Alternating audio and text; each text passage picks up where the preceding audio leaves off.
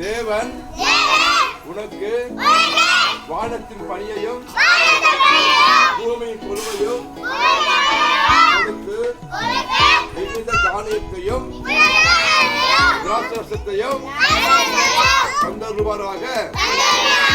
ஆதியாகமம் 27ஆம் அதிகாரம் 28ஆம் வசனம்.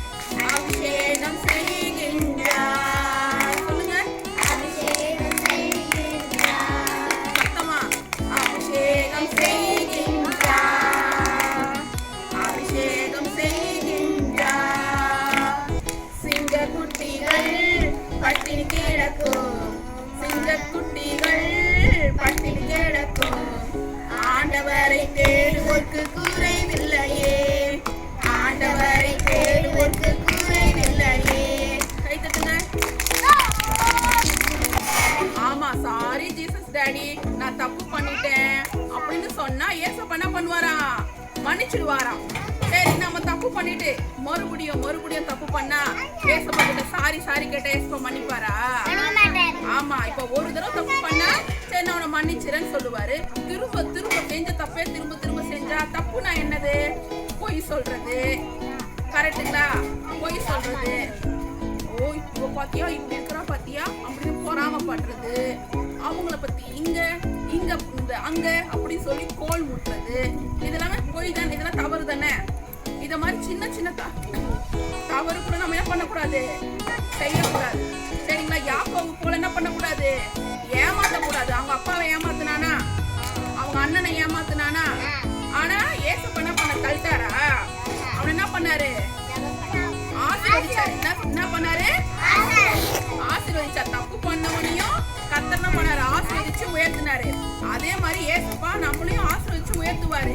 ஆனா திரும்ப தப்பு பண்ணக்கூடாது. என்ன பண்ணக்கூடாது? ஏமாத்தக்கூடாது. என்ன பண்ணக்கூடாது? புரிஞ்சிச்சா? இந்த கதையில இருந்து புரிஞ்சுச்சா உங்களுக்கு? ஏமாத்தக்கூடாது. புரிஞ்சிச்சா?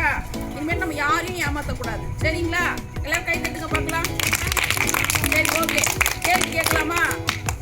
இந்த பாத்தீங்கன்னா ஈசாக்குக்கு எத்தனை பசங்க? 2 பசங்க. 2 பேரும் பையங்களா பொண்ணா? சரி, அண்ணனை ஏமாத்துனது யாரு?